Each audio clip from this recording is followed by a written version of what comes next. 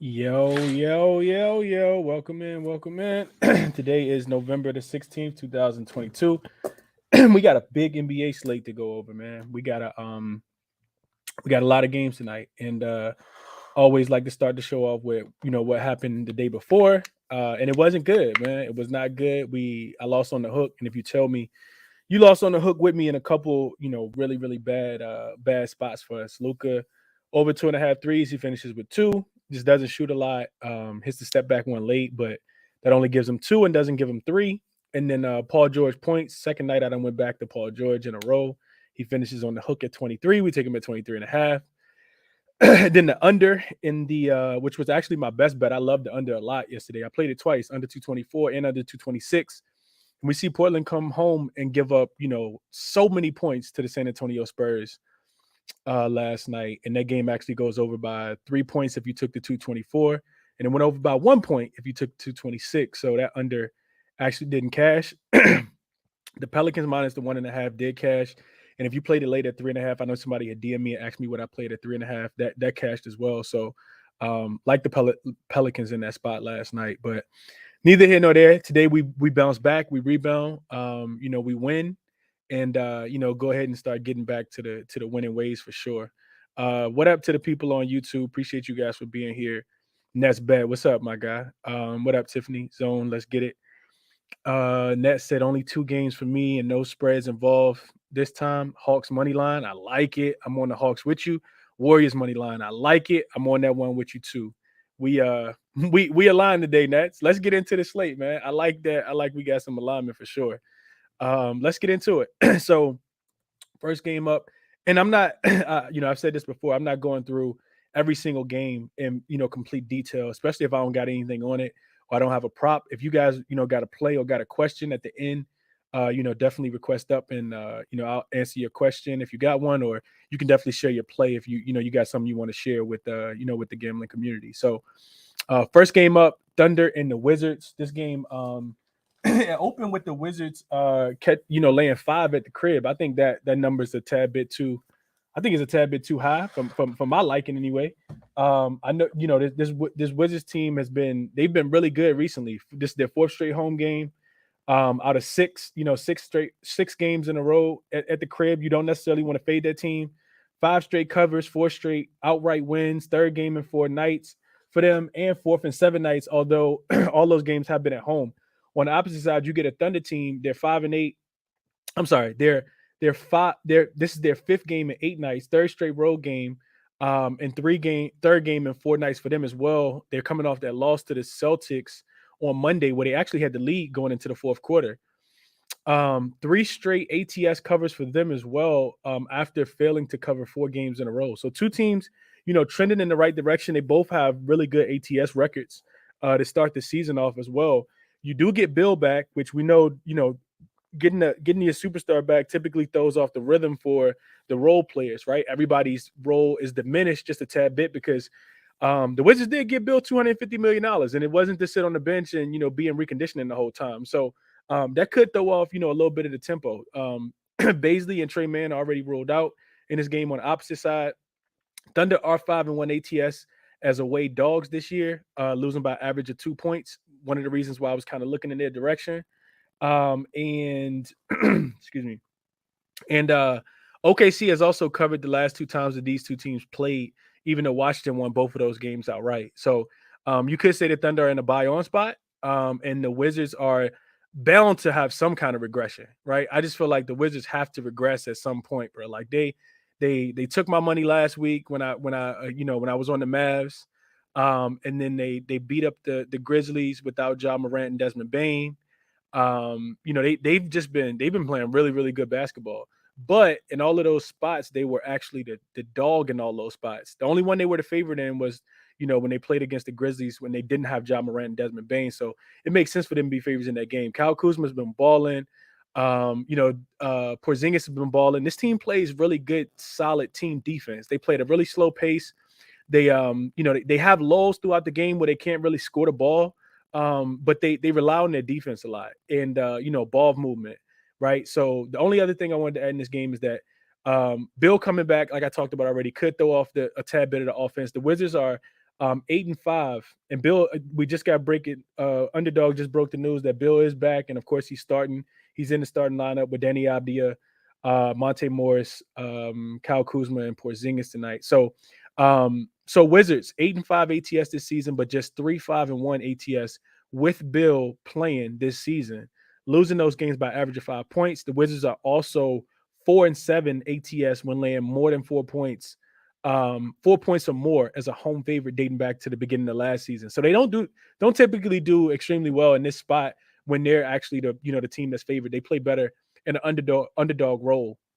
Also, 2-4 ATS in those same games as home favorites, laying 4 more points with Bradley Beal, right? So that was some query I wanted to run earlier. They just don't function well in this spot. Like I said, the Thunder 5-1 ATS as away dogs, losing the games by average of 2 points. Strong lean. I wanted to get the best number, and you actually can get the best number. You actually can get that number now. I see, it did come down to 4.5, but I see it got pushed back up to 5. I like OKC a lot in this spot, man. I don't know if I want to play it because I got some stronger looks, but I do like OKC in this spot, man. Wizards, they've been winning games with their defense. They're second best defense over the last 5 games. OKC, 6th rated offense over the last 5 games. Washington, 5th best net rating overall over the last 5 games. And OKC playing at the fastest pace in the league. So was kind of looking towards the total, but when you get two teams that are, the total opposite of each other, we saw it yesterday with Brooklyn and Sacramento. One team typically imposes their will on the other team. I'm not sure how that's going to go today. I don't think that OKC scores as many points as they have recently, playing against much faster paced teams. But I also feel like the Wizards are due to regress. Like I said, too, I don't think that they score as many points as they typically have as well. I think OKC tries to come in here and play a little bit better defense than they have recently. So official play for me, nothing at all. I talked about it on the morning show, just wanting to check where Bill lines are, because typically when these superstars come back, they it takes a while to kind of adjust to what's going on. Bill also just hasn't been, the best version of himself. So if his numbers seem inflated, I do think that, you probably want to look at, the whole PRA. But it's a real thing, when superstars come back and the role players have to adjust, like guys like Rudy Hachimura, he's not going to get as much burn.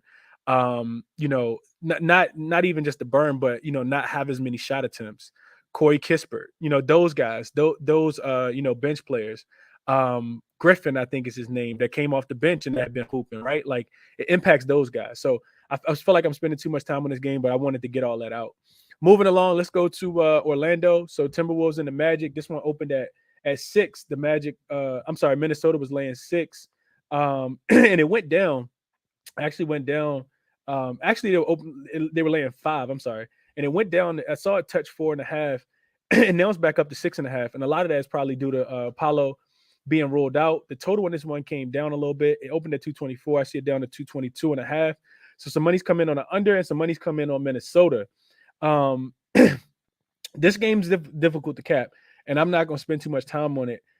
Minnesota look really good in their last game, and they played on Sunday. So you get a rested team on that side of things. They haven't played a game since Sunday, so rested team, probably feeling good about themselves, getting a win, a much needed win too on the road in Cleveland, because we know that the Timberwolves haven't been playing extremely good ball to start the season. This Orlando team, they've been at home for, I think it's 6 straight games. This is their 6th straight home game in a row.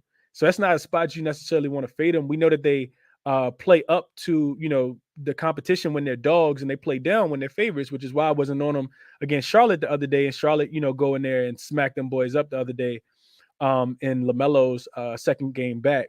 One thing I am interested in, though, and I did play this. I went ahead and put this in earlier. I don't know what the line is right now.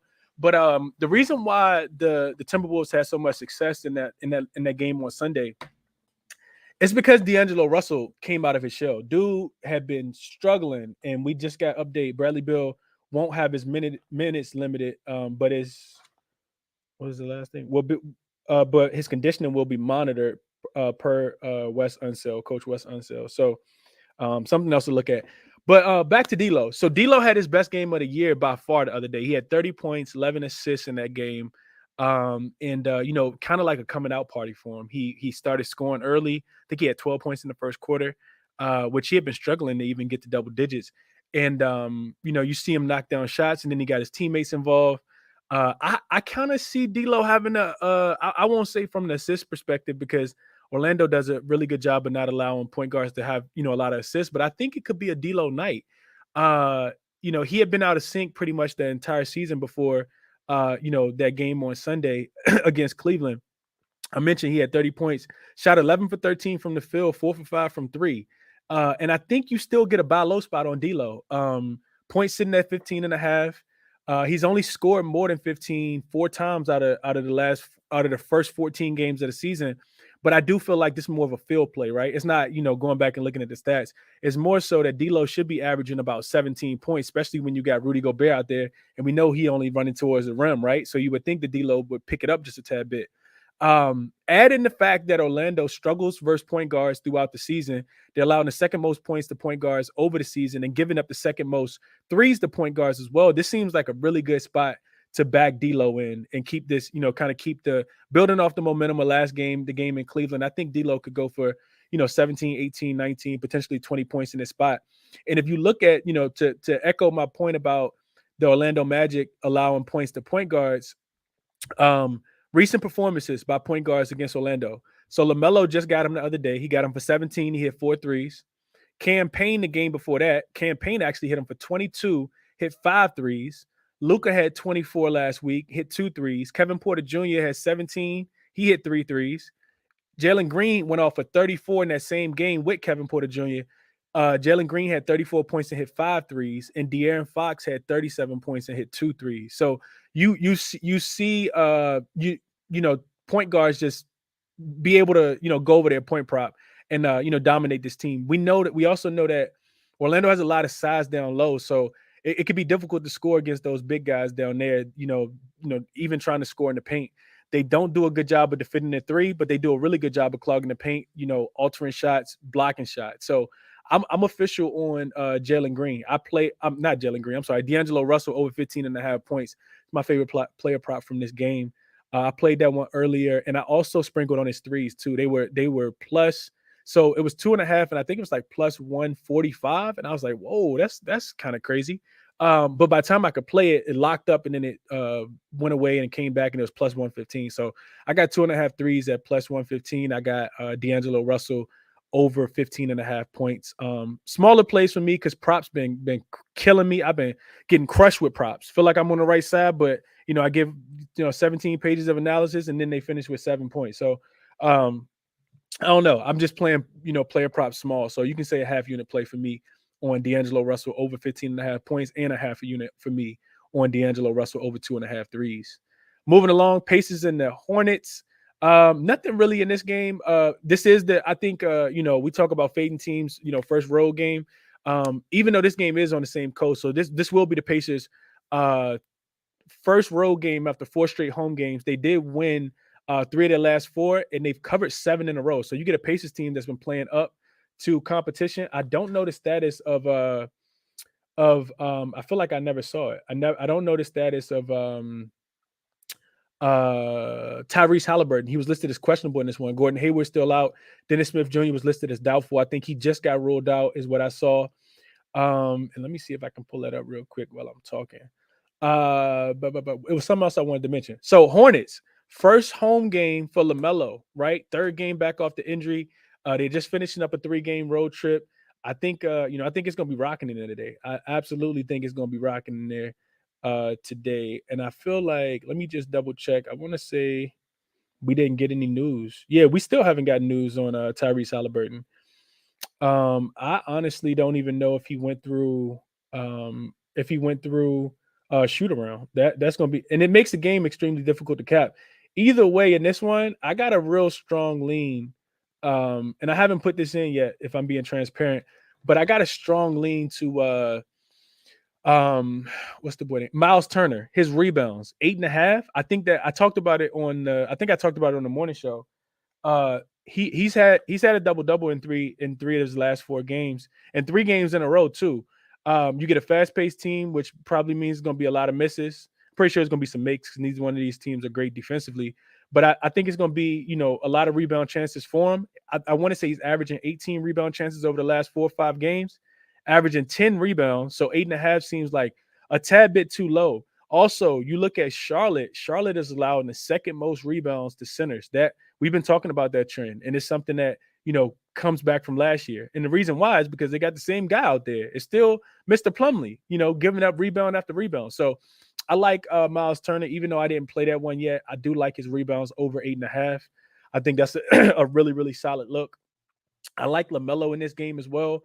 I think his points and rebounds, if you go back and look at his numbers, he's dominated the Pacers in previous games. And I think he probably turned up for this one. Like I said, first game at the crib, Dennis Smith Jr. being out, which means, his minutes have been on the incline every single time that he's played throughout the first 2 games. So I like LaMelo a lot tonight, but I didn't play him. I probably will be, watching this game. One of the earlier games I'll be flipping back and forth between.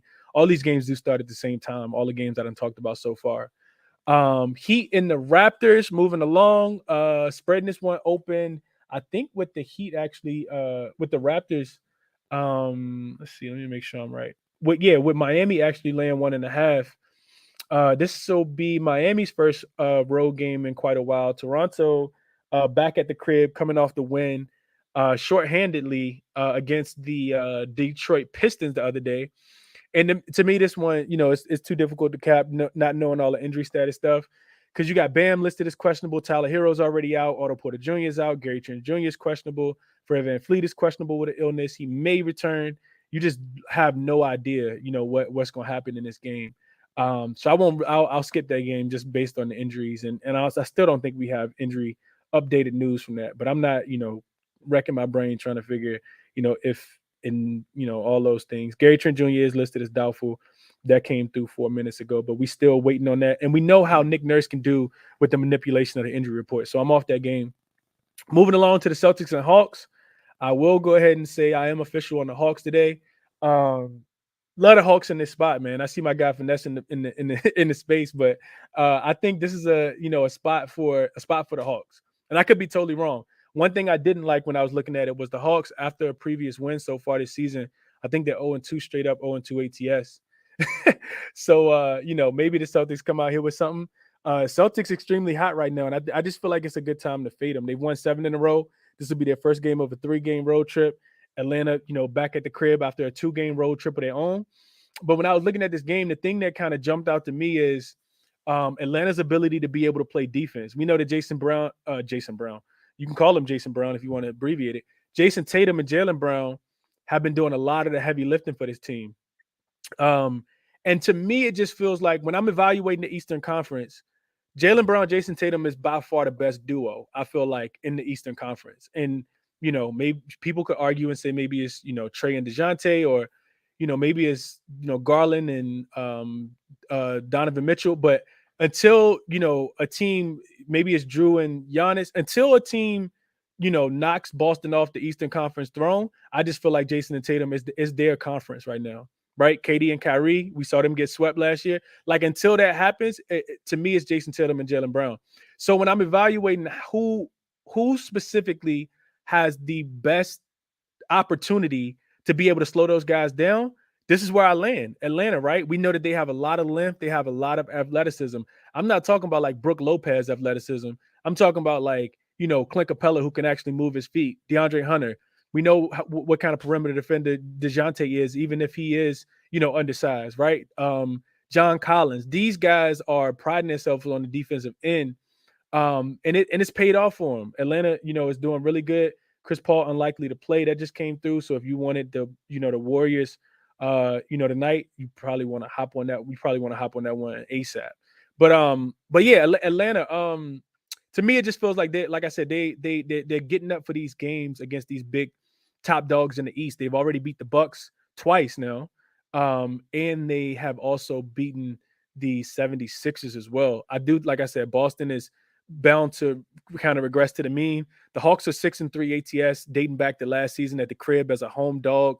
If you take out the playoffs, and I think this is a game where Robert Williams will truly be missed. Boston isn't playing great defensively. I think they're ranked 24th, but they've been just killing teams offensively. So to me, it just feels like Atlanta should be able to kind of keep up in this one. Atlanta's also 5-2 ATS at the crib this season and straight up. They have the third best defensive rating over the last 5 games. They went 2-0 last season at the crib against this same Boston Celtics team, probably a better Boston Celtics team last year, depending on when those games were played. Because they had Robert Williams, and we know what kind of impact he has on this game. So I laid the 2. I also gave it out at 1.5. I think Atlanta wins this game straight up tonight. So I'm not too. If you take a team +2, you got to think that they're gonna win the game. You're not praying that they lose by 1. You're praying that they win the game, right? So I'm on Atlanta tonight, +2. Really, really like that play. Moving along, Bulls and Pelicans. Nothing that I'm extremely interested in this game. The Bulls, we got to figure out who they are. Identity-wise, we saw them have a nice little cushion of a break in a game that I thought would be competitive with Zach LaVine, going at Denver, and they absolutely got slaughtered by Denver. Game wasn't even a game. So I'm off the Bulls right now. Just kind of want to see what we get. Typically, teams respond in a situation like that. We saw the Pelicans play last night. They'll be without Zion for the second straight night. We saw them beat the Memphis Grizzlies last night. So nothing official for me on this one. I didn't even evaluate player props. Don't want to take the Pelicans on the second night of a back-to-back with the Bulls having something to prove and laying 3.5. But also, I got to figure out who the Bulls are, and they still will have some matchup problems in my eyes, and their offense tends to dry up at times. So nothing official for me on that one at all. Cavs and the Bucks, also nothing official for me on this one. Too many moving parts. I think Pat Connaughton is going to play. Dean Wade listed as doubtful. Donovan Mitchell went through shoot around. He's a game time decision. Jared Allen's already ruled out. I don't like backing the Cavs without him. If you look at the over-under projection, the Cleveland Cavaliers games since the start of last year, the over actually hits 60% of the times in games without Jared Allen. Games with Jared Allen, the over actually hits only 40%. So he means that much to that team defensively. The totals drop a lot. You also got Drew Holiday listed as questionable. I'm not sure if he's going to play. Wesley Matthews is out. So I'm off these games trying to figure out, which team is less injured and, how that impacts the game. I'm not trying to wreck my brain, especially when I feel like we got better spots. Rockets and the Mavs. I wish I would have got on this one last night, man. I talked about it on the morning show. And it's not back in the Rockets. You never want to do that. Like, that's scary, especially when they're on the road and they're laying, catching 10 points. They just tend to get smacked up. But, it feels to me like the organization is trying to, like make a turn. And I'm not saying make the playoffs, but it feels to me like they're, trying to take a step in the right direction and at least be competitive in these games and stop losing by 15 points every time. We saw Luka get ruled out. The line immediately, I tried to put the bet in ASAP. I was trying to put some bread on the Rockets, but it locked up real quick, so I didn't get a chance to get the bet in. But as soon as I saw it, I did run to the window with that one. But the line comes all the way down to 4.5, then it goes back up to 5. I'm probably off of this game. I wanted to play the total over 221, but that was with Luka. Thinking that the Mavs would probably just overlook this team. Now I'm official on nothing. I'm not going to touch this one either. I just feel like it's better spots on the board, and I'm not trying to have a huge card today. So 2 more games, and then I'm done. And the next game up, the Warriors and the Suns. So the Suns actually opened as 1.5-point favorites. Total was at 226. This will be a really good game, and I wish it wasn't past my bedtime because I'm probably not going to stay up for this one, especially with the morning show. I'm probably going to watch the first half and then peel out. But the spread in this one is flipped. Golden State's now a 2-point favorite, and it opened at Phoenix minus the 1.5.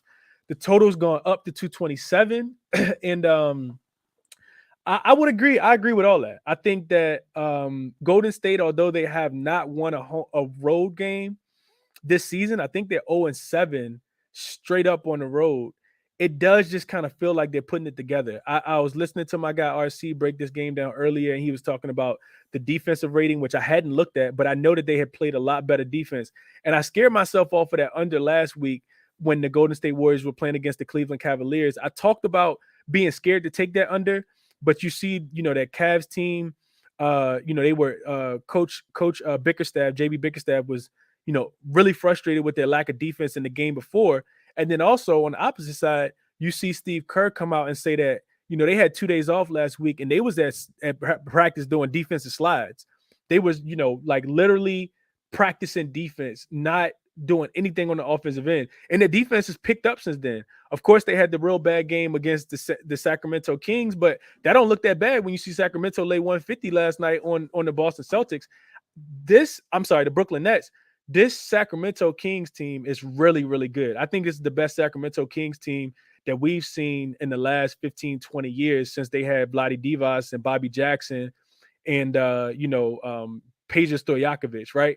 Like this team is really, really good. So that doesn't scare me off as much. I also really hate the spot for the Suns. The Warriors have been on the East, have been back on the West Coast since last week, right? We know that they got the Cavs. Then they went that game was at home. Then they got the Kings, which is a very, very short flight, in-state flight. They might even took a bus, right? And then you also you play San Antonio in a game. So this is a third and fourth night for the Warriors, but they haven't had to play their starters a lot of minutes. We saw Jordan Poole come off the bench. No, he started in that game and went absolutely bananas. Clay didn't play in that game. I don't trust the Suns traveling all the way back from the East Coast. Their last game was they only got 1 day off. So to me, this is very reminiscent of the Utah Jazz and the New York Knicks almost last night. And I talked about how bad the spot was for the Jazz, even though I played them like an idiot, and they lost the game straight up, right? So you get this Warriors team that's already been on the West Coast. Their bodies don't have to adjust to the time difference. The Suns have been out on the East Coast for quite a while. They played the Magic. Of course, they played Phoenix. They played who else did they play? I can't remember everybody that they played, but I just feel like they don't have a lot of time to adjust. Also, you get this game without Chris Paul. So who on that team is going to step up, right? I just feel like at a certain point, the Warriors are going to win a road game. And to me, this just feels like the game that they kind of have circled. Also, a big revenge game. They got smacked up last time they played against Phoenix, so I'm pretty sure they got this one circled. I tweeted the video of Clay shooting that shoot around earlier. Revenge game Clay. I got some some Clay love and some Clay hate. People were saying, Clay washed. I'm not. I didn't tweet that to figure out if you guys felt like Clay was washed or not. I just feel like in this game, I'd be on Clay overs. I'd just be off of Clay, and Clay's just a guy that to me I don't want to fade him in this spot. I don't want to fade him in this spot. He got ejected from that last game that when these two teams play earlier this year. It was in Phoenix as well. And, I'm pretty sure he has this one circle. I don't know if you guys remember, but I actually tweeted it out. I put it in my phone as a reminder, revenge game Clay for this one. So not officially on Clay today, but the guy shoots the ball so many times that it'd be really hard for me to take his unders. It's really just a matter of if he's going to make them or not. Go look at his game logs. He's not shy. He's not shooting the ball. He's just not making shots. And, realistically, he could hit this over, especially if his teammates are looking for him. If the shots start going in early, he could hit this over in the first half. So I'm not on Clay at all today, but I do think that the Warriors win this game. I don't have a Warriors ticket in my pocket, but if you got them plus the 1.5, if you took them on the money line, congratulations to you, because I do feel like they win this game. So officially, I am on Atlanta plus the 2, Atlanta plus the 1.5. I am also on I had a flashcard with all my plays on there that I had somewhere earlier. I don't know what I did with it. D'Angelo Russell, his points 15.5, his threes 2.5 over on both of those. Half unit play for me on both. And real hard look at Miles Turner. I talked about not playing him yet, but I like Miles Turner too. So what are you guys on, man? Let me know what y'all on. I did a pretty good job, I think. 30 minutes of talking. Christian Wood, Markel said Christian Wood props. He is in a revenge spot tonight. He going to have to play big, so I couldn't talk anybody off that. If y'all got plays y'all liking and y'all on Twitter, send me a request. I'll get you guys up. You can talk through your plays for sure. What up, Courtney? I see you in here. What's going on, my brother? My confidence just grew. Yeah, let's get it, man. Let's get it. Let's get it, Nesbet. I am on the Bulls money line, the Nuggets money line, and the Warriors.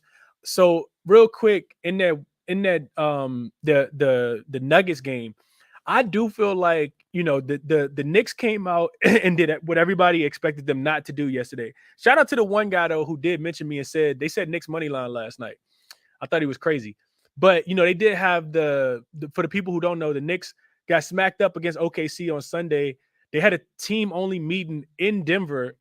In Denver, not last night, but the night before when they got there at Cheesecake Factory, I think it was. And apparently, it was a lot of, accountability being owned. And, these guys just, played extremely well. without Jokic being a part of that game, and I don't know if did I talk about that game? I feel like I missed that game. I don't know if I wrote that game down. Without Jokic being a part of, Jokic's been ruled out. There's something going on in Denver. I talked about it on the morning show. Jokic's been ruled out. Aaron Gordon was listed as questionable, and now I think Bones Highland was listed as doubtful. He's been upgraded to probable. I think it's something about playing that back to back. I don't like the spot for the Knicks on the second night of a back to back, but I also don't like the spot for Denver. They've been on the West Coast, on the East Coast, and they're just now getting back home too. So I don't like the spot for Denver. I honestly would lean Knicks probably first quarter, first half, before their legs tie out. And shout out to everybody who came in the chat yesterday and was on Jalen Brunson, because I didn't play him. Dude had 25 points, and I said he easily could go for 20, 25 points. Whether you got the line of 17 and a half, 18 and a half, or 19 and a half, they all cashed yesterday because he finished with 25 and a nice little bounce back spot that after getting benched the game before on Sunday against OKC in the fourth quarter. So shout out to y'all on that one. But Ness, what's going on, my brother? How you doing today, man? What you on? What's good, bro? How you doing? I'm good, bro. Feeling a lot better. It'd be nice if I could start winning some bets, but just growing pains right now, bro. Season early, staying the course, but we ain't looking good right now, Finesse. I don't like it, bro. Nah, yeah, I mean, we all know that shit ain't gonna last. I had a tough night last night too. Just some weird days, you know what I'm saying? But we all know what it'll be at the end of the year. But yeah, I'll be quick. I wish Monotone was here because I got a spicy one he would love. So I'm gonna start with that one. Hold on, let me get to it. So yeah, first one for you guys. Rudy Gobert. I like him 1+ steal tonight. Minus 115 on DraftKings. He's covered this line in 6 to 8 games, including 3 of his last 4 road games. He's averaging nearly 32 minutes per game over his last 10 games, and has 1+ steal in 7 of his last 10 games when logging at least 28 minutes. Orlando ranks 26 in opponent steals this season, 28th over the last 5 games, and they're allowing the most steals to the center position in the league by a wide margin. I think the second place team is like a half steal below them, so pretty wide margin there. They've allowed the last starter centers to clear this line. Nine total centers have 1+ steal in Orlando's last 8 games. And Rudy has covered this line in 3 of his last 4 versus Orlando. And is coming off 3 steals in their last matchup. So yeah, really like Rudy for a steal. I think he's going to get a lot of chances. Obviously, the lane steals come in a lot of ways. I think, Orlando can get pretty sloppy with the ball, especially they're going to be starting probably 3 big men a night, most likely. So yeah, I love that. Next one I'm on. Jimmy Butler assists, over 5.5 assists. That's minus 136 on Barstool. He's covered this line in 7 straight games, 3 of his last 4 road games. Obviously, no. I heard you say Bam is questionable. I thought he was officially out, but I may be wrong. So if there's no Bam, no Hero, I'm expecting most, if not all, the offense to run through Jimmy. With that said, I also expect Scotty Barnes to probably check Jimmy most of the game, which is a tough matchup. When you get in the mid-range and close to the rim where Jimmy likes to operate, it's tough having that much length. Hey, Finesse, real quick. You're right, bro. I didn't see that earlier. You're right. He's out. I thought he was listed as questionable. I just saw it earlier. Okay. You're right. Bam is out. Okay. Yeah, okay. Yeah, that's good to know. Yeah, with having so much length, Scotty's a really, really good defender. I think it's going to be tough for him to score where he likes to score. So I expect him to put a ton of emphasis on getting his teammates involved, which is, I think, the only way they win this game is if other guys like Strus, maybe Cody Martin get you a couple buckets. I think that's the only way to win this game. Without Hero, Jimmy's also covered this line in 5 straight games. During the 7-game cover streak for Jimmy, he's averaging 13.4 potential assists. I expect that to be the absolute floor in terms of potential assists for him, meaning his teammates would only have to convert around 45% of those, which is very, very reasonable. Jimmy's projected to start at power forward. Toronto's given up the 9th most rebounds assists, to power forwards. And he's also covered this line in 4 of his last 6 versus Toronto, averaging 8.5, and a back-to-back in Toronto with 10 assists each in those games. So love Jimmy tonight to do what he does and be a facilitator. And last one for me, McCollum. I like his assists as well. Slightly more juiced. I took it at minus 140 on DK. He's covered this line in 4 of his last 5 games, 12 of his last 17 home games, and in 3 straight games without Zion, who won't play tonight. In those 3 games without Zion, he's averaging nearly 10 assists, which is obviously a huge edge. CJ also sees the highest usage bump on the team without Zion. So ahead of guys like VI and those guys, he sees the biggest usage bump. CJ leads the team in passes made and potential assists, averaging 12 on the year. His potential assists have gone up to 12 and a half over the last 5 games. And in those 3 games without Zion, they go all the way up to 14.6 potential assists per game. So that's great. Over the last 10 games, CJ's averaging over 35 minutes per game, and has covered this line in 7 of his last 10 games when playing 33 plus minutes. And Chicago is ranked 27th in opponent assists for the year. CJ just had 5 assists versus his team with Zion on the court. Oh, no, he might not have been on the court, I'm sorry. So he landed on the hook that last time. And Chicago struggled with assist-wise versus opponents' top usage guys and point guards. Jokic had 14. Fred VanVleet had 11. Tatum has 6. Smith Jr. has 6. And Irvin has 7 assists. So really like the spot for CJ. No Zion. I expect him to do what he does, which is get his guys involved. So I think he takes on a bigger scoring load, of course, but I think 6 assists should be a breeze. Could be a first half cash. So yeah, I like those 3. Got a couple more that I'll save, but Gobert 1+ steal, Butler over 5.5 assists, and CJ over 5.5 assists. Love them joints, Finesse. I'm glad you broke down the player prop market a lot more. You looked a little more in depth than I did. I love it. I love these looks though, bro. Especially the Jimmy one stands out to me a lot, Finesse, like you said, because they're gonna be so small, like, you know, without having Bam, because I didn't realize he was officially ruled out. And we know Jimmy likes to get the ball and operate, you know, in his sweet spot, which is, you know, like inside the 3-point line, but, you know, not exactly in the post. And I don't expect him to go down there and bang with, you know, a lot of guys in the post. He will also draw. I'm pretty sure they put an OG on him, right? OG probably the best from what I. Right. Him, Scotty or OG, right? And from what I'm seeing so far, OG is the best defender in the league so far this year, in my eyes. Like I've watched, you know, Toronto play quite a few games, and if he draws them, Finesse, I do feel like, you know, he gonna get him in some positions where he gonna have to kick the ball to somebody else, and then you're just hoping, like you said, that, you know, these guys who are you know, 3-point shooters can actually, you know, step up and make the shot. So I love that Jimmy Butler look tonight. I love that one a lot. CJ, like you said, been killing it too. I watched that whole game last night. He's always getting his guys involved too. So love the looks, Finesse. Appreciate you sharing these, bro. LJ, what's going on, my brother? How you doing, man? What you got for the show today? What's going on, Chris, man? How's it doing? I'm good, bro. How about yourself? Oh man, you know, had a day off today, so enjoying my day, man. Did a little capping, so ready to give you my picks today. But shout out to Finesse on that Rudy Gobert steals prop, bro. I just looked that up, did that research, man. That's a sharp look.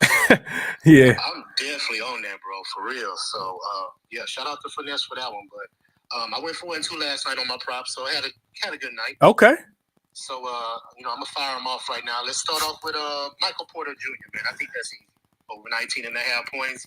Jokic is out of the game. You know, he's a second leading scorer, so I'm pretty sure he's gonna get all the shots and opportunities, you know, to get that over 19.5. So he's definitely gonna have 20. So, you know, I locked that in early as soon as I found out Jokic was out. I'm gonna go Jason Tatum, PRA, 42.5, minus 121.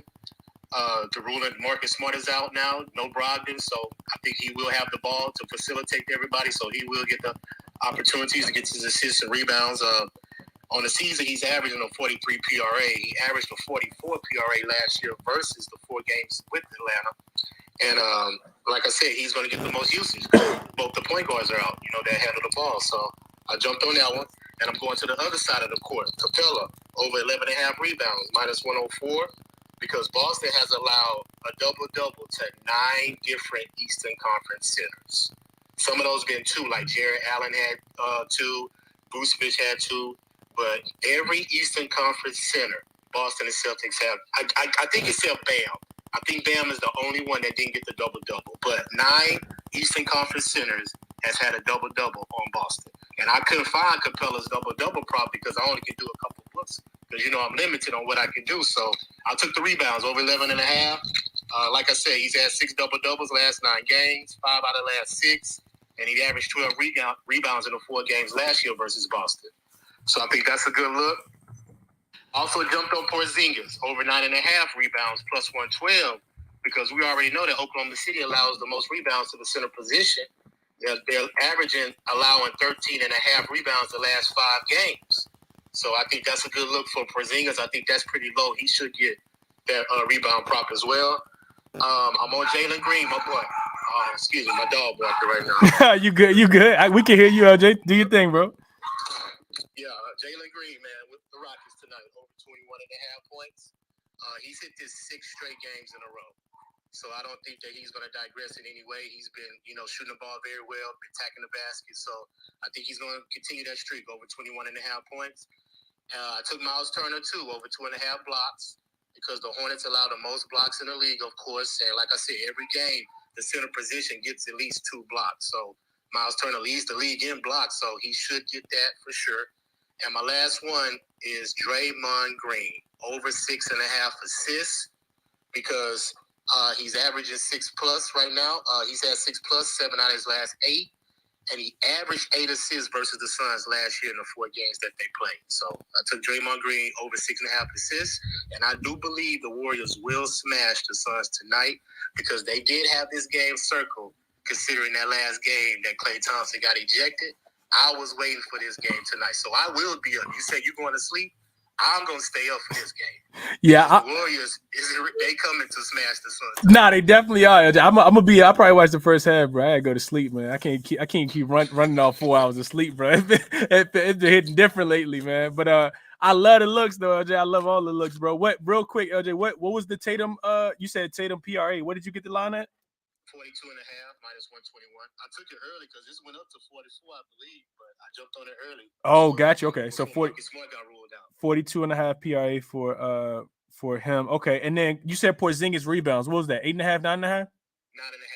Over 9.5. Okay. I love the looks, LJ. I love when you bring them, bro. Because I know when you coming with you coming with the props. You done did your research. The analysis is always gonna be spot on. I like the Jalen Green look too. I know my boy Mitch was talking about Jalen Green. I like him a lot tonight. It's a lot to like, bro. It's a lot to like, man. Best of luck to you, bro. I hope you cash them. I appreciate you, man. Absolutely. I appreciate you coming up here and sharing them, man, for sure. Vaughn, I want to kick it to you, and then I'm gonna come to my guy Ben. What's up, Vaughn? Hey, what's good, bro? You hear me good? Yeah, you good. All right, man. I'm on the road, so I'm gonna be a little quick. I got a couple plays, and I got a question for you at the end. So, what we on today, man? So, one of my favorite plays of the day is Donovan Mitchell.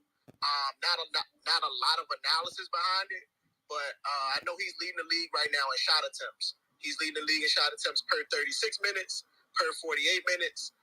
Nothing about a minute restriction with his first game back tonight.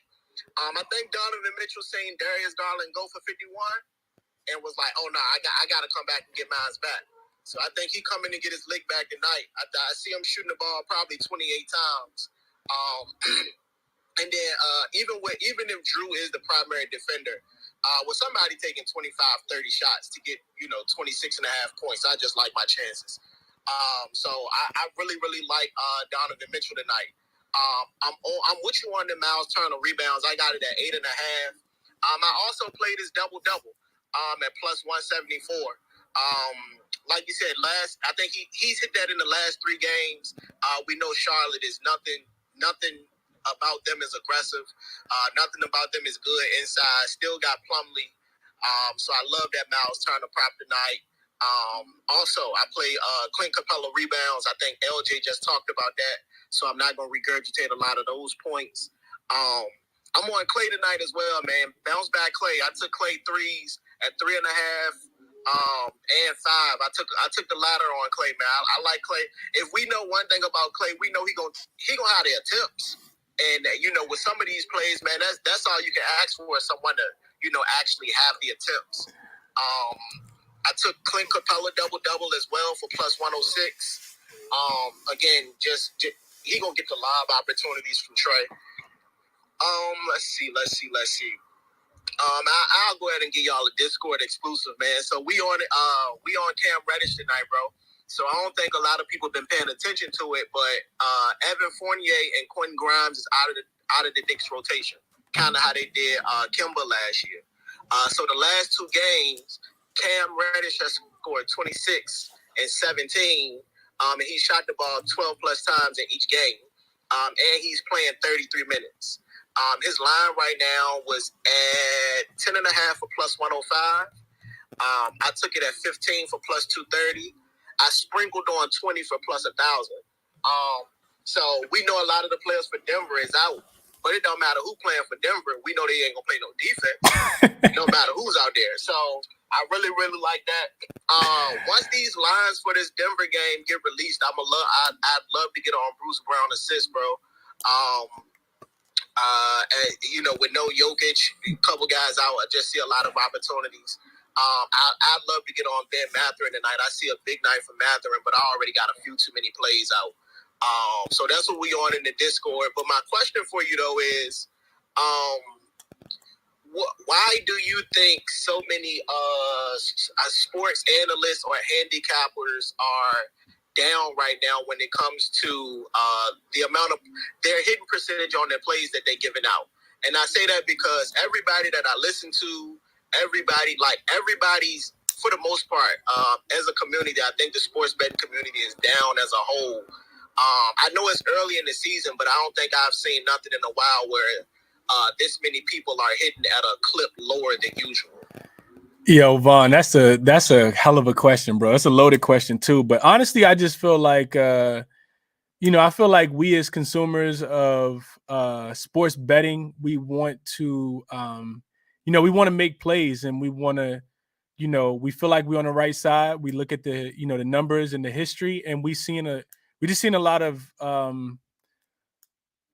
it's just the markets are extremely volatile right now. That's what I'll say. I know when Ronald and I was doing when we were capping baseball, the MLB and Finesse was on a couple of those shows with us as well. We we felt like we were on the right side of things with the information that we had at the beginning of the season. And then there was a span where, we maybe like 4 or 5 months into the season, we just absolutely went crazy. I think we was on like a 15-1, 14-0. I mean, like it was absolutely crazy, but it wasn't until we got like, all the data. So I think a big part of it, Von, is like, just like the rotations. A lot of these teams are still trying to figure out the rotations. The coaches are trying to figure out, how many minutes they want these guys to, be in. And we see a lot of like, just parity in the NBA, right? Like even already, think about a team like the Washington Wizards. They started the season off with the win against the Pacers. And this just came to me off the top of my head, but, win against the Pacers, which, the Pacers are trash. But the Pacers have been playing a lot better. Then we see the Wizards, go home, not even a second night of a back-to-back, and get smacked up to Brooklyn, right? And think about Brooklyn. Brooklyn went from the worst defensive team to now that they were the best defensive team before the game started last night. So it's just so much, so many injuries going on. And I think that's just a big part of it, Von. Like, rotation-wise, like players are still trying to find their rhythm. It's a lot of injuries already in the season, and we're not used to seeing – I feel like the injuries are like at an all-time high this early in the season. We like literally been watching basketball for 15 games, and half of these games you can't even cap them in the morning because everybody's questionable. So I think a lot of it is just it's those things. It takes about 2 weeks to close to a month for players to kind of find their rhythm and get into their groove, especially the older players, right? The LeBron James of the world. The young guys, even Bonchero's been out. Like, he's young and he's, nicked up with an ankle injury. So I just feel like, a big part of the reason why we've been losing is because we don't have enough data to see how these teams do. And a lot of the times we go back and look at last season, a lot of that stuff isn't relevant based on, schemes, based on coaches, based on different players. And sometimes it doesn't take a lot to, mix up everything. So I think that's the biggest reason, Vaughn. And not, I feel like I could go on and on about that conversation, but I know I'm down on the season. A lot of the guys that I respect, and I do my own work first, and then I'll check out guys like I don't really get on Twitter too much, but I check out a couple shows. I'm typically watching Jay, and I love what Ski's doing. I'm watching Ronald shows, having conversation with guys in the DMs about certain players and certain teams for sure.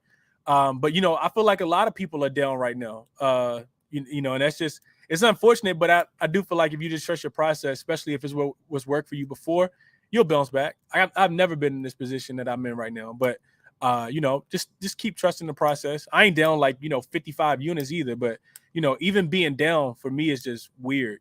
So just trusting the process, and I think it'll correct itself as we get more data, because it's not like we just blindly doing this. I spend hours a day capping these games and looking at making sure I got all taking everything into account before picking these sides and looking at these player props. It's not like I'm pulling stuff out of a hat. So I know that was a long-winded answer, but I'm glad you asked that, Vaughn, because those are things that just kind of been on my mind anyway. Oh no, bro, I appreciate it.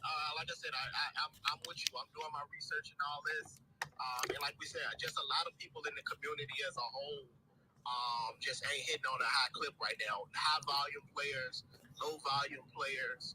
Like you said, it's just been a lot of variance. It's been a lot of things. Like you said, we can have this conversation about how the season been going so far. Like you said, I think this the wildest injury report shit I ever seen. Like every morning, every Monday, Wednesday, Friday, when it's at least 8 games, at least half of the games you can't cap until about 4 p.m., 5 p.m. So I don't think that's helping either as well. So I'm with you on that. I'm gonna take another look at Jimmy Butler triple double or rebounds and assists, something like that. I seen it at like plus 1,400. No Bam, couple of guys out. So I ain't gonna get too many plays because, like I said, I'm already at where I need to be from a volume standpoint, and I think I haven't played a full unit play in a couple of days now. I think I've been playing at 0.75 units until we can get back to hitting at the percentage we need to be hitting at. That's a fact. I love that, bro. I love that you're decreasing your unit size. Don't go crazy and lose all your your bankroll because the NBA is highly volatile right now. So I love that, Vaughn. Let me kick it to Ben, and then Too Heavy, I'm gonna come to you. What up, Ben? What you on today, my brother? Hey, how you doing? I'm good. How about yourself? Doing good. I had a stat for Vaughn on Donovan Mitchell.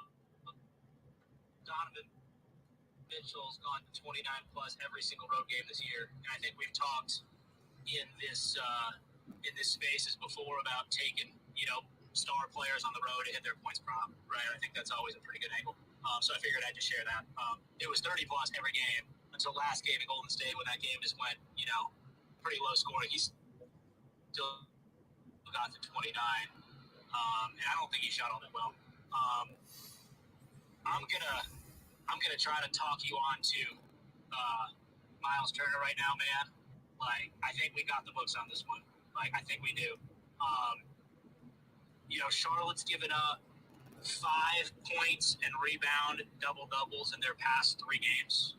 And as we've talked in here, right, Charlotte's given up the 3rd most rebounds to opposing centers this year, 2nd most over the last 7 games. But where it gets even better is that Indiana's played against 3 teams who at the power forward position, play guys who are a little more primary, wing-oriented, right? Which means that's going to take Jalen Smith out of the paint. What do we know about P.J. Washington? He is not, shy away from shooting threes and taking jump shots. So Jalen Smith's probably going to be checking him, at least the majority of minutes he's in the game, which means that it's basically getting Miles Turner versus Mason Plumlee in the paint, for any, rebound. And I know who we're taking on that one, obviously, right? The last 3 games when Jalen Smith's had to defend a perimeter player, Miles Turner is averaging 20 rebound chances a game. Regardless of Miles Turner's, volume this year, he's averaging, basically between 53 and 58, depending on the splits you want to use, between 53 and 58, rebound conversions on his chances. If I had to guess a specific number, I think he lands on 11 rebounds today. That's my guess. Yeah, well, the other thing with that, Ben, is you don't got to talk me on because you probably missed it in the beginning, but I talked about his rebound sitting a tad bit too low at 8.5. Yeah, I didn't play it, but I gave it out as a very, very strong look. Miles Turner over the 8.5 rebounds, and a double. Nah, you good? I was gonna say, I think you can play it 2 ways: his rebounds or his double. If you wanted to ladder the rebounds up to 13 or 14, I think I saw 13 was like plus 800, plus 900, depending on where you're looking. The other one that I found really interesting, and I know that I think it was an ankle. Was it an ankle on Halliburton? Yeah, he just got ruled in too. I posted it at the top. Yeah. So, man, I don't know how I didn't bring this up sooner in this space, but since Duarte's gone out, Halliburton's, usage as a ball handler has been absolutely ridiculous. He's averaging 20 more passes made per game than anybody else in the NBA. 20 more than anybody else in the entire league since Duarte's been out. He's averaging over 25 potential assists per game. That's ridiculous. He's averaging 20 for the season, which obviously is the most in the league. He's averaging 25 the last 3 games. We can get 9.5 assists tonight from Halliburton for plus money. I don't know if this is one of those too good to be true lines, but he's gone, 10 plus, it might even be 11 plus every game since Duarte's been out.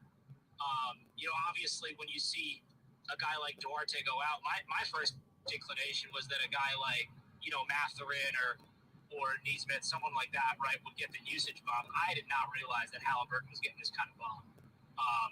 I'm going to have to go look to see, when Halliburton's popped up on the injury report in the past and, how he's played, with that, because I didn't realize this kind of usage bump until about an hour ago, and I haven't had a chance to get the computer and talk about it and look through it. But, I mean, this looks like a ladder, type situation where he could easily get to, 12, 13, 14.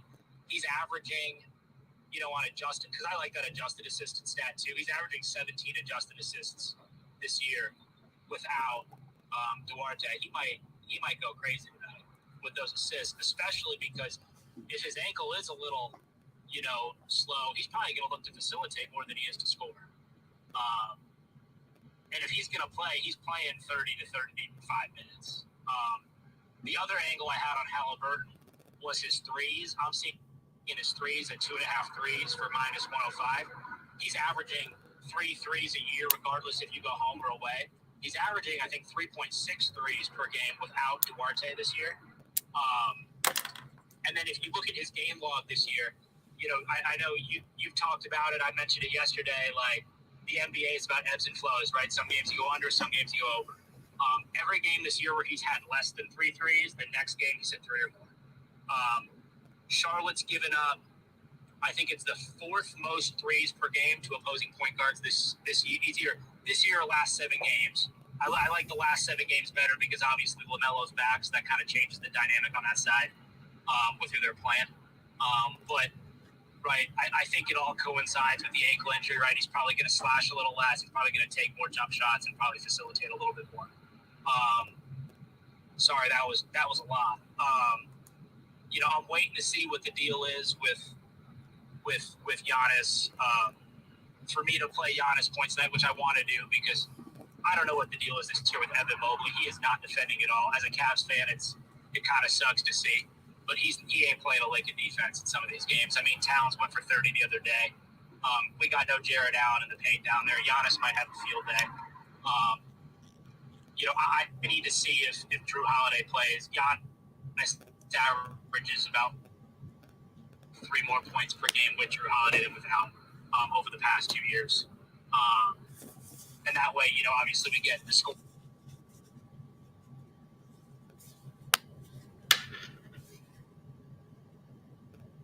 The other thing that I was looking at, I did look at D'Angelo Russell just like you.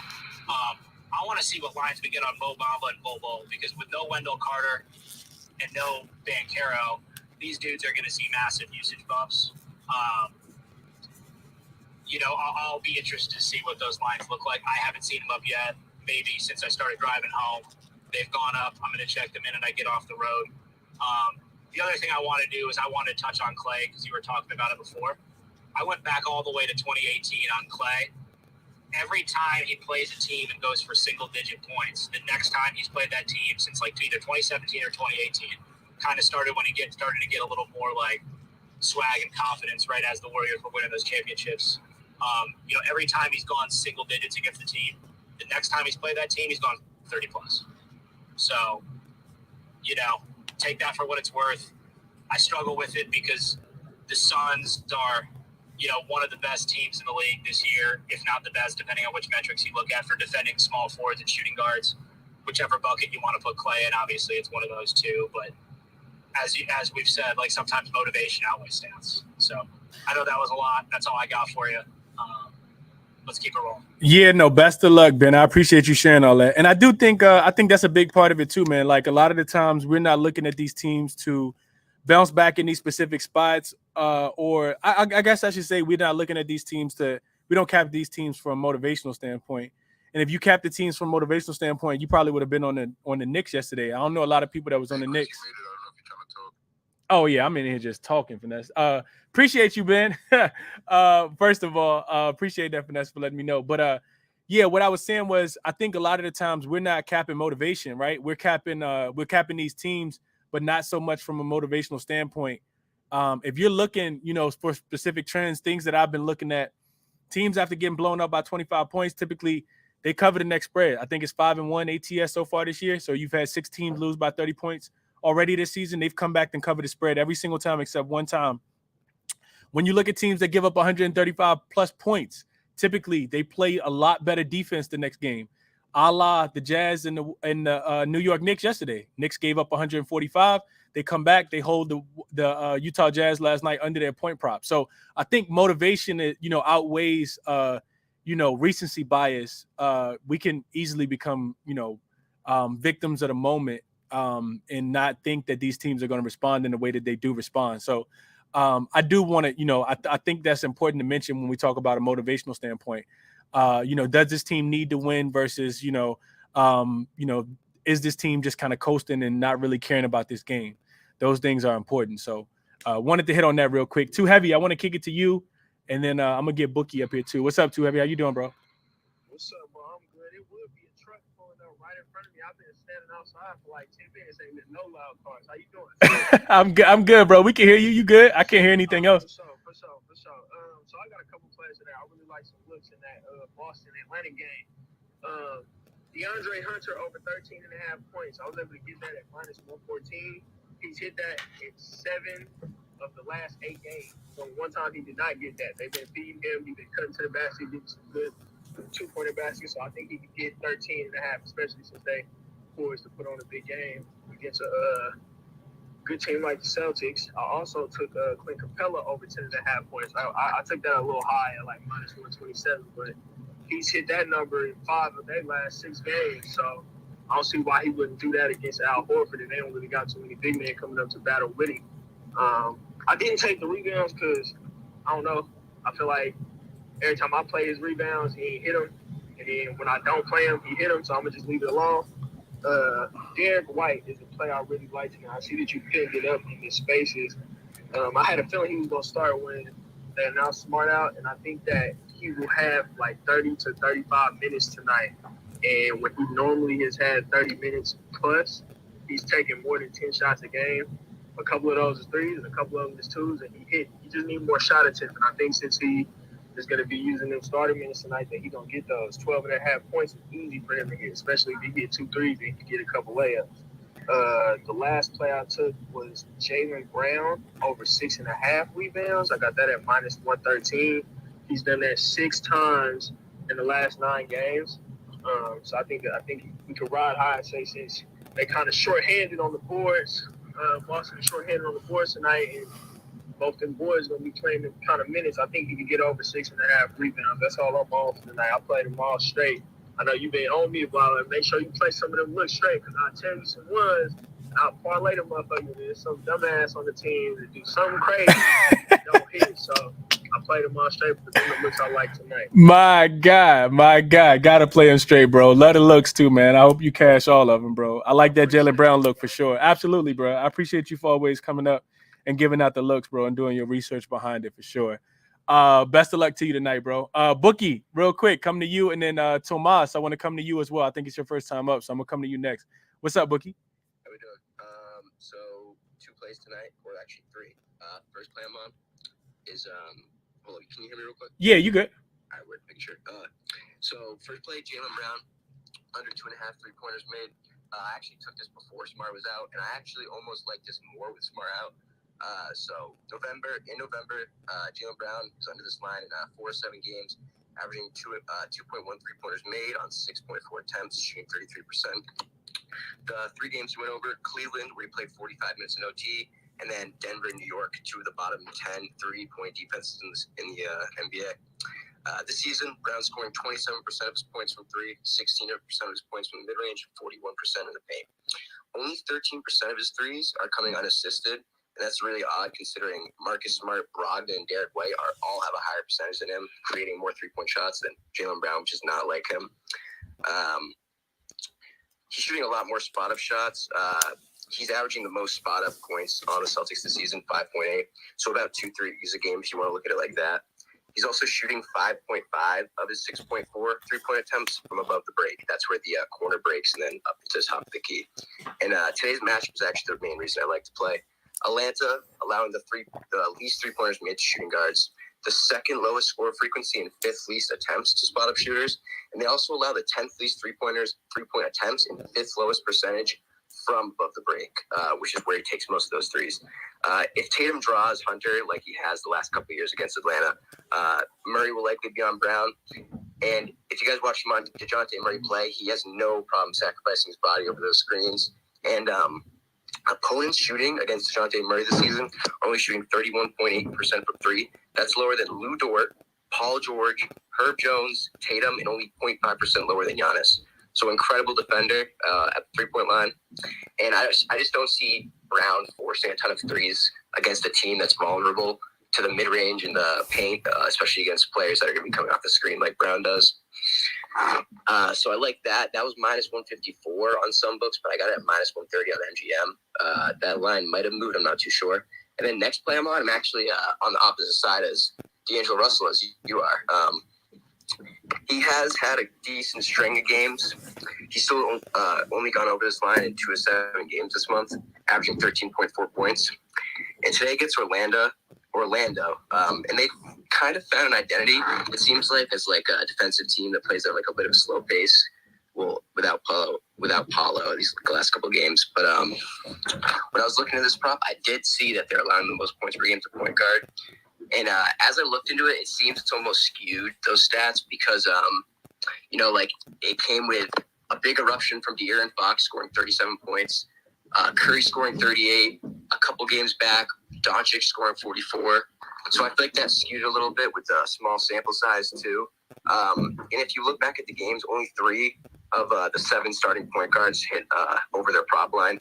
4 if you count LaMelo, but I think his line was jumped from 16.5 to 17.5, and he got 17. And that stretch also included holding Luka at only 24. So this season, Russell's scoring 5.4 of his 13.4 points as a pick and roll ball handler. That's just over 40% of his points. Only player in the league scoring a higher percentage of points in the pick and roll is Chris Paul. And Orlando is allowing the 6th least field goal attempts and 4th lowest score frequency to pick and roll ball handlers. And in the 2 games D'Lo's went over this month, it took him hitting 4 threes. And in another game, he hit 4 threes. He only landed on 13. So I don't really want to bank on him hitting a ton of threes to get over this line. And then last play of the night, it's a system play for me at this point. Any team any player scoring over 60% of his or over 40% of his points from 3 against a team bottom 5 in 3-point percentage and attempts, I just automatically take their under on points. So I took it under 17.5. Yeah, that's for Clay, right? Yeah. Okay.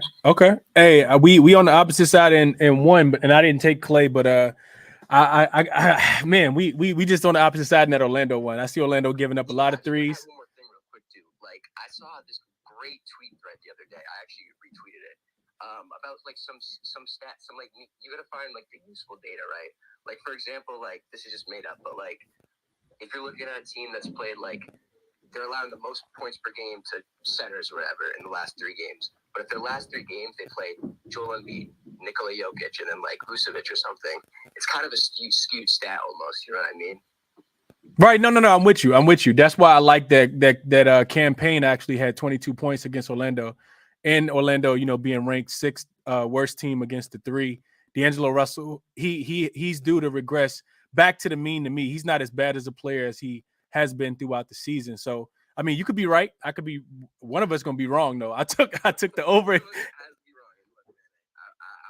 it's me, but if it's you, Right, no, for sure. Yeah, I appreciate the looks though, Bookie. Best of luck to you tonight, my brother. Except on D'Angelo, I need him to go over because I played that one already. Tomas, what's going on, man? How you doing? Want to kick it to you? Not much, man. How are you guys? I'm doing pretty good, man. You got a question or you got a look that you on tonight? Just a few things. I mean, going back to how you guys said about it being a slow season, it's been really slow. I've had NBA seasons where I've started, 17-0. Or 13-2, stuff like that. But this year, man, I went like 8-13 to start. So, I'm off to my worst year ever. But, everyone does their thing differently. I enjoy listening to the show. I'm actually even new to Twitter. I just started working on my Twitter handle now. As I was on Facebook for whatever reason for years.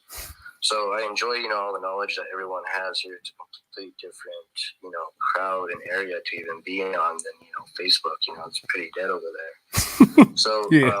To say the least, I do things different. I've been, obviously I'll release my picks, about an hour before game time. There's a fine line between winning and losing, especially with NBA. And it's just, we'll start in the morning. And the first thing we do is look at the referee assignments. So, a lot of people are wondering, why do you care about that? Well, NBA's control the pace of the game. So that's the first thing we look at, so we run stats and, analytics are, believe it or not, the refs. So, that's how we've been able to find success in NBA betting. As a lot of people think it stands for never bet again, but it doesn't really have to be that way. You can follow these refs, and a lot of you guys can add this to your arsenal. I've been using this for years, and I've been using it for 10 plus years. And we have these ratings on these refs, and we're able to look at them and see who they like, who they tend to favor. If they tend to favor, home team win percentages, how much the home team is winning by an average of, how much, fouls the home team is getting, road team's getting, what relationships, these refs have with certain owners, certain players. I mean, it goes pretty deep, and over the years we've been able to kind of look at, the referee assignment, and we're like, oh, that's going to be the pick tonight, just by looking at a referee name, believe it or not. So, I mean, it's a tool to use. It's not going to guarantee to pick you some winners, but it is something to always look at, consider, like tonight, Tony Brothers refs, Suns Warriors, he doesn't really look, he's always favored the Warriors, and calls from years past from what I've seen. And then there's another ref, Marek Kovic. I'm not good at pronouncing a lot of these names, but I know that home teams usually get hammered and they only win about 40% of the time, and they lose by an average of at least 2.5, well, about 3 points. So looking at that and looking at the numbers we've run, we feel like this game will end right about 222. And it's a coin flip game. It's, if you really want to get on that spread, it's really a coin flip of a game. But if you got to go somewhere, I think you would lean Warriors on this one based off of the matchup with the refs, the pace that we're looking at, and like the other gentleman has said with Clay and how he tends to come back usually with those 30-point games, stuff like that. But what's different for us this year and why we're off to a slow start is because what we've noticed is a lot of our numbers are mixed up with what happened with COVID and the pandemic. So what we've noticed is a lot of like the referees, for example, they were traveling every other day. They're on the road, and it barely got back to normal now this year. So as of recently, with people having to sit, the refs having to get tested, everyone was getting tested, and people were having to sit. And then a lot of times, believe it or not, people don't know this because they don't pay attention to refs, but they would have to be called out for the game. Or a lot of times what was happening now is the refs were not traveling. So they were staying in each city that they were staying in for like 2 or 3 games. So at that point, the numbers are really, really, really mixed up because they're staying for example, in Phoenix for 3 games. So that's kind of where we're struggling. So now we're going back to data that was, about from 2 years prior to COVID, because even the bubble, everything is mixed up, So that's kind of where we're at with everything. But, the traveling, the stats are out, people were out more. So a lot of the numbers that, us, professional handicappers rely on are not really quite what they should be. Right. Because of who was sitting, what players. I mean, if you remember last year, man, there was so many players that bounced around the league for 10-day contracts. And we're capping games based off of those numbers. We're going off of trends off of that data, which is fine. I mean, I'm a firm believer in trends. If it's not broke, if it's not broken, don't fix it. And all of us have won several plays like that. But a lot of the data is just mixed up, and I feel like it's going to take time for everything to get back to normal. Like I said, the refs control the pace. Once they're starting, now that they're getting on the road again, they're moving city to city. These numbers and, players are healthier now. Not as many players are sitting now due to COVID as, the previous 2 years. I feel like we'll start to see those numbers trend in the right direction. And, like, the best thing to do right now with the NBA is maybe take one pick at a time, lower units, see how things tend to flow, and then just catch that hot streak. Because typically I would give out 2 to 4 NBA picks a day against the spread or over under. But I mean, it hasn't been working. Yeah. So I'm gonna wave the towel and just do my 1 to 2 picks a day. We hammered the Kings last night. That was a great pick, and we had Hornets and Hawks the day before. Are you on the Warriors tonight, Tomas? What was that? Are you on the Warriors tonight? Yeah, I'm gonna be leaning on the Warriors tonight, and then my free pick that I'm gonna give out in my group is gonna be the under on that same pick as well. At 222? Usually when I'll catch. Yeah, it's going to be, well, I have it ending at 222. I had seen that the line was it at 228 is what they had it at? Is that what they had?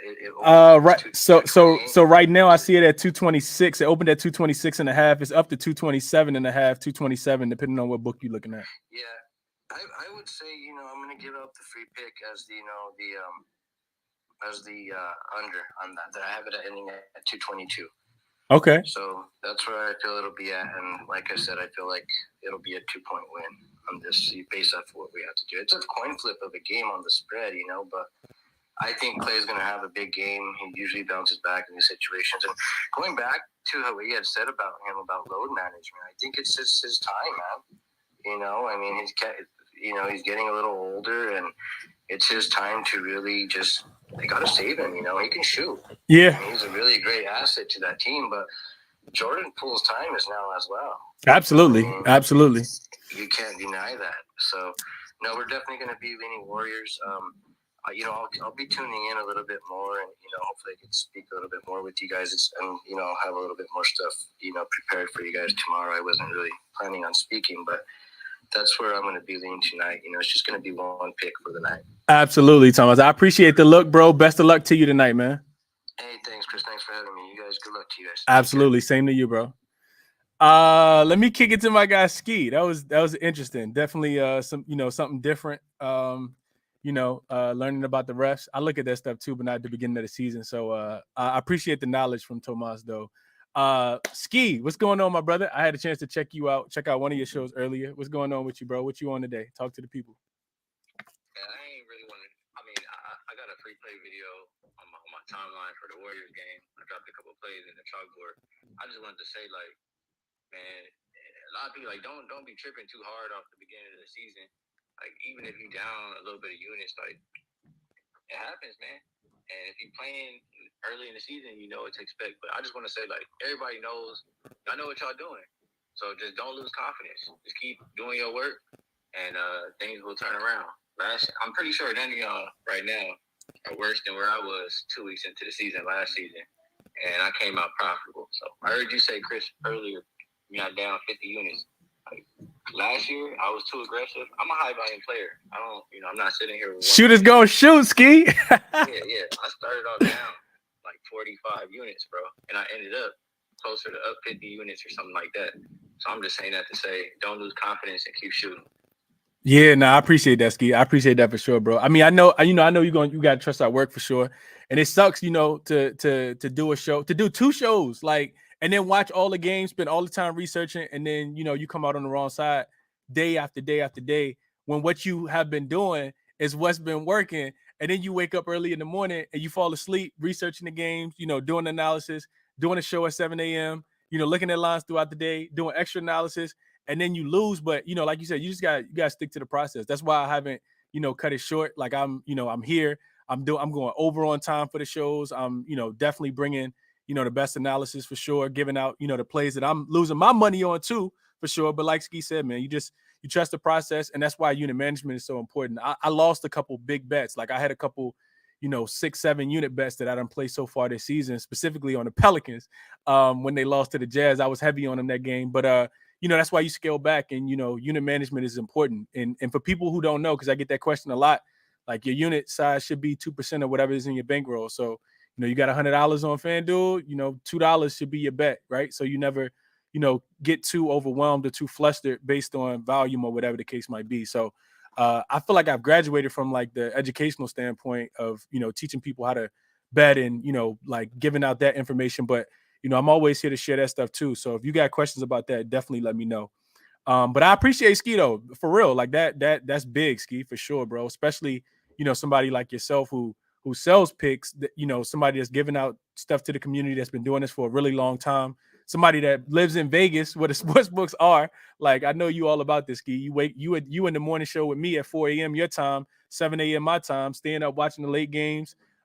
Capping all these different sports. So definitely appreciate your insight. And if you guys don't know, I talked about it the other day, but Ski is in the chalkboard now, partner with myself, Finesse, and Mr. Ronald Cobain. Shout out to you, Capper. He's not here right now.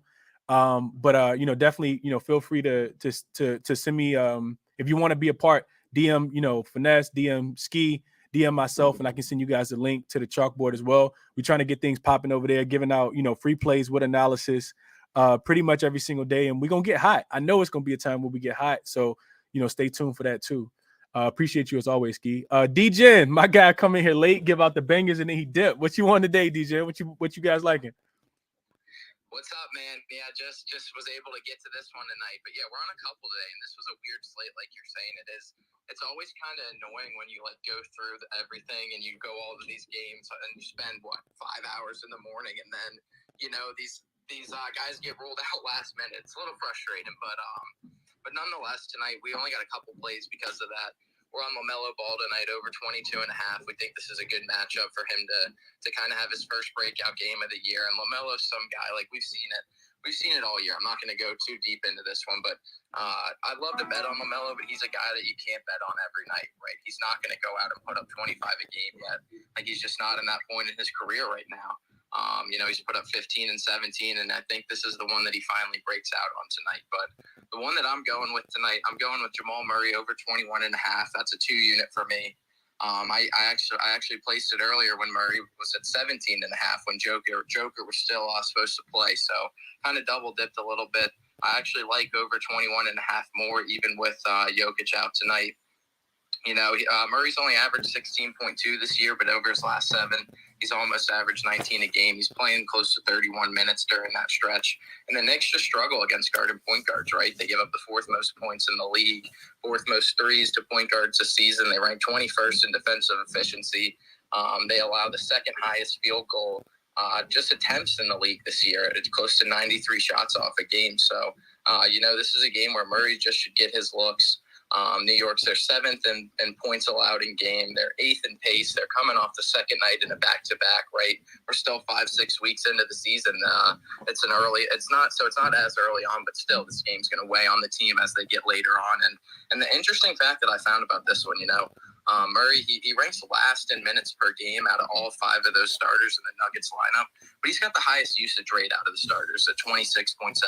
That's higher than Jokic at 25.2. So even though his scoring stats aren't there this year and his shooting numbers aren't necessarily incredible or what we're used to with Jamal Murray, he's still the leader of that team. And he kind of is the quarterback at offense tonight. And without Jokic, man, this could be a ladder play for me. I think Murray's going to have a big night. and I'm definitely looking forward to watch this game. But yeah, like everyone else said a little bit before me, it's a long ass season. When you're betting on every day, like some of us in this chat are, you're just gonna have days where guys go out and have poor shooting nights, or you run into a blowout, right? It's the NBA National Blowout League for a reason, and that sucks when you get these prop bets, and that's why they lose. But it's a grind, man. And as always, we appreciate you, Chris, for all you do for the gambling community. And let's all have a good night tonight. Absolutely, DJ. A lot of energy, bro. Appreciate the looks for sure, and I hope you cash him, my guy. I definitely hope you cash him. Lot of looks too. I like that Jamal Murray look. Hadn't even thought about pivoting to him without Jokic, but he'll probably be the guy to step up. I love the idea of the Knicks coming out and playing hard early, but ultimately playing in that altitude back-to-back nights. I think Jamal Murray probably has a big game for sure, especially without Jokic. So yeah, I like him to step up a lot in this one tonight. It could be a potential 25-point game for him. So like that look a lot. Greg, what's going on, my guy? What's going on, Greg? Let me come to you real quick. What you on tonight? I'm just kind of when I got situated back to the house, I was able to put it out. But I got Rockets last night at plus 9.5. Nice. I think that game is going to go either two ways. Either the Mavs are going to blow them out and they're going to win by 15 plus, or the Rockets are going to win outright. But I'm going to try to take the points there.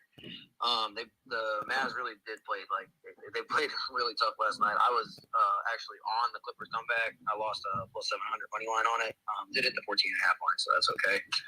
But I just think they're going to come in tired. I was expecting everybody to play. So Luka was very, I won't say efficient, but they leaned on him way too much last night.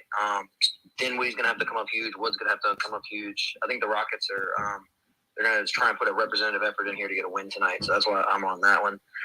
Pacers, I wasn't impressed with the Hornets last time out. I know Ball was on the bench, still trying to roll out his ankle, so I don't think he's fully healthy. I believe they're out Williams as well. So I like this Pacers team, man. I think they're dogs. I think Halliburton just got ruled in when I got back to the house as well. So I like that there too. I think they're going to take that outright. I don't think this Hornets team is right yet. I think the last time was more just a spot play for them, and I was on the Hornets, and they almost gave that game up to the Cavs with what's his name scoring 25 in the fourth. So kind of like that. When the Hawks, I just thought last night, I kind of was sitting on that all day. I think this is a game where they come out to show the Celtics that they're better than them this year. They're going to be top. They're going to be top of the East. They're coming in with full motivation to kind of stick it to the C's here. And then I found out that all the injury news today. So or whatever, sitting news. It's not really not injury news, but so I just think that they're going to come out and kind of just put in a great effort, show why they want to be top in the East. Last one for me though is the Bulls. I think the Pelicans are going to be a little tired here. They've been playing a lot of basketball. They've been playing a lot of tough teams in basketball. The Bulls, they need to get back on the win streak, or just a win in general. So I think that they're going to be putting in a good effort to kind of try and grab that. I did get plus 1.5 on that though. But other than that, that's all that I have. Is just those four right there. But thanks for letting me pop in, man. Absolutely, Greg. Anytime, bro. I like the looks too. I'm all for the Bulls game. The Charlotte game, I feel like could go either way, even though the Pacers are playing like out of their minds right now. I mentioned it earlier; they didn't cover 7 straight games in a row. A lot of outright wins too. Ever since Miles Turner's been there, their game's not even going over either. Like they're actually playing, some defense at times throughout the game. So I love your analysis there, Greg. I actually wish I could have got the Rockets. I think the Rockets absolutely come out here and keep this game close. I know that they haven't. It's not typically their role. They typically are, dogs on the road and they lose. But like I talked about it earlier, I just feel like they're trying to turn the corner. Not turn the corner to make the playoffs, but, at least not be, losing by double digits every single game, especially without Luka. And to the point of, that I talked about it early on the morning show. They had to win. The Mavs had to win that game twice yesterday. They blew the Clippers out. They were winning 15-30 at the end of the first quarter, winning by 20 plus at halftime, and then they had to fight back, to win that game again. And you see, Spencer Dinwiddie had to play 40 plus minutes last night too, so maybe he doesn't have as much in the tank. Then you're going to be relying on guys who can't necessarily create their own shot to be able to, create their own shot. So, Dorian Finney-Smith and, Bullock and some of those other guys, the Johnson kid. I think it just could be difficult. So I really like the Rockets in this spot tonight. It's more of a spot play, like you said. I like the Rockets a lot in this spot. But yeah, I'm over just a tad bit. So I know I got a few more requests I'm not going to be able to get to. Appreciate you guys for rocking with me as always. Officially, I am on the Atlanta Hawks plus the 2. I played the plus the 2. I took the plus 1.5 as well. I'm also on D'Angelo Russell, 15 points. I talked about that too. 15.5 for D'Angelo Russell. And on his threes, I sprinkled on his threes at 2.5. Orlando does not defend the 3-point ball well at all. I think D'Lo kind of picks it up from last game and keeps it going this game. And I'm gonna make it official on Mr. Miles Turner. I talked about his rebounds over 8.5. He's averaging 10 over the last 4 or 5 games. Charlotte's giving up the second most rebounds to centers. I think he, could go for 13, 14 rebounds a night. If I add anything, I'll definitely let you guys know, but that's what I am official on, those few plays. And I really like the Warriors tonight. I think that the Warriors, especially without Chris Paul, I talked about the travel East Coast back to the West Coast for Charlotte. And we've seen it with these teams coming back, whether the East Coast team is coming out West or the West Coast team is coming back out West after these long road trips on the East. They just don't look like the best versions of themselves. I think Golden State has something to prove tonight, and I'll probably end up playing the Warriors. I'm not going to get the best of the number because it's moved to 2 now, and they open at 1.5-point dogs, but I really like the Warriors in this spot tonight. Needing a road win, haven't gotten one on the whole season, and, all streaks are due to come to some kind of end. So I like the Warriors tonight, man. Third game in 4 nights, but they didn't play their starters big minutes, and Clay will be back for this game. Didn't play in the last game. I like the Warriors too. Didn't play that one yet, but I'm probably gonna end up playing that. So that's what I'm on officially, man. Best of luck to you guys and all your action that you guys have tonight. None of this is financial consultation. This is, it's theory, it's logic, it's analytics, it's eye tests, it's queries, it's all that good stuff. Bet with your heads and not over it. I'll see you guys in the morning. If you tune in, if you're into that type of thing. But I'm out, man. Best of luck to you guys.